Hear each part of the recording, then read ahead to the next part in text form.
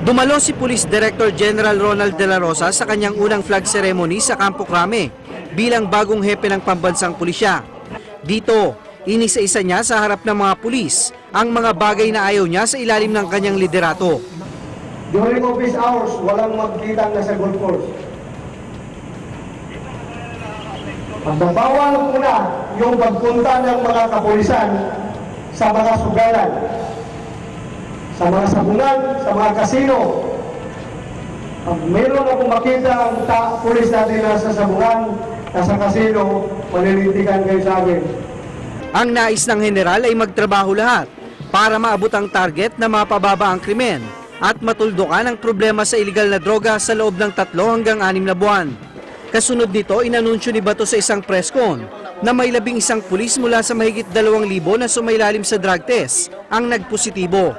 Pero paglilinaw ng general, hindi ito galing sa 75 high-ranking officials na nagpa-drug test sa Campo Crame noong Biyernes ng gabi.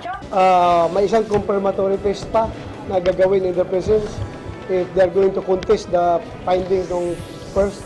Then after that, pre-charge na sila. Pre-charge investigation. Then ultimately, madi-dismiss na yan. We will dismiss them from the service. Inihayag naman ni General De La Rosa na wala ni isa sa mga tinutukoy niyang ninja o mga pulis na nagre-recycle ng droga ang sumuko sa kanya sa loob ng 48 oras na deadline. Pero hindi raw siya nababahala dito dahil may plano na umano siya para palambutin ang mga ito. I will send them to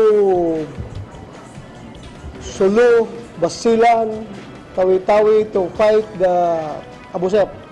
Samantala, binaliwala naman ni Bato ang isang team na sinasabing pinakilos ng mga drug lord para ipapatay sila ni Pangulong Duterte. Para sa Eagle News, Mar Gabriel, I'm One with 25.